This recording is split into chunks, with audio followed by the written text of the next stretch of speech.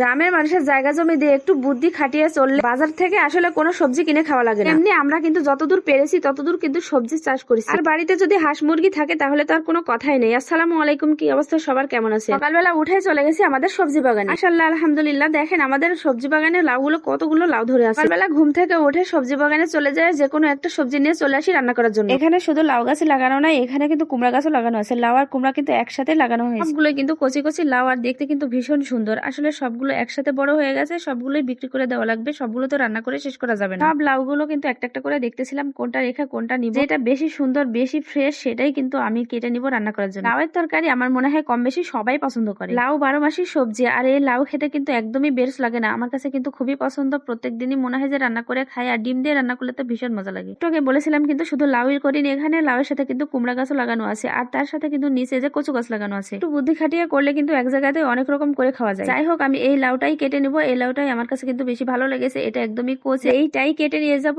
এটা কেটে নিয়ে গিয়ে আমার বাড়ির হাঁসের ডিম আছে, সেই ডিম দিয়ে রান্না করি। কচি লাউ দিয়ে আর হাঁসের ডিম দিয়ে আমি কিভাবে রান্না করি সাথে থেকে দেখবেন। আমার লাউটার চেহারা দেখছেন, একদম পরিপরি চেহারা। আমার লাউটার চেহারা একদম নায়িকা নায়িকা ভাব। আর এই নায়িকা নায়িকা লাউটা নিয়ে গিয়ে আমার বাড়ির হাঁসের ডিম দিয়ে মজা করে রান্না করি। এরকম কচি কচি যদি নায়িকা নায়িকা লাউ হয়, খেতে কেমন লাগতে পারে বলেন? এই দেখেন, আপনাদেরকে আবারও দেখাচ্ছি। এখানে কিন্তু আমাদের কচু গাছ লাগানো আছে, আর এই কচু গাছের কিন্তু কচু সিজনে কি কচু তুলে দেখাবো, আবার কচু রান্না করেও দেখাবো। তরকারিও আমার কাছে ভীষণ পছন্দের। কচু দিয়ে বেগুন দিয়ে যদি রান্না করা যায় ভীষণ মজা লাগে। কচুর ঘাটি ভালো লাগে, কচুর পুরপুরি ভালো লাগে। যাই হোক, বলতে বলতে কিন্তু আমি নায়িকা নায়িকা লাউটা নিয়ে বাড়িতে চলে আসলাম। এই যে আমার হাঁসের ডিম, আর এই হাঁসের ডিম দিয়ে আমি মজা করে রান্না করতে কিন্তু আমি মশলা কষাতে শুরু করে দিয়েছি। আর মশলার কালার দেখেন, আমার মশলার কালার দেখে কিন্তু বুঝতে পারতেছেন আমার নায়িকা নায়িকা লাউগুলো কত মজা হবে। এই তো এইবার আমি নায়িকা নায়িকা সুন্দরী লাউটা আমি ঢেলে দিলাম। আমার এই সুন্দরী নায়িকা লাউটা কিন্তু আমি একটা ডিম দিয়ে রান্না করবো। এই একটা ডিমই আমি কিভাবে লাউয়ের ভিতর দিব সেটাই দেখবো। আমার মনে হয় না হাঁসের ডিম দিয়ে লাউ দিয়ে এভাবে কখনো কেউ খেয়েছে। আমাদের হাঁসগুলো কিন্তু প্রত্যেক দিনই ডিম দেয়। একদমই আজকের ডিম, ডিমটা দেখে বুঝতেছেন কত সুন্দর ফ্রেশ। ডিমও কিন্তু একদমই টাটকা।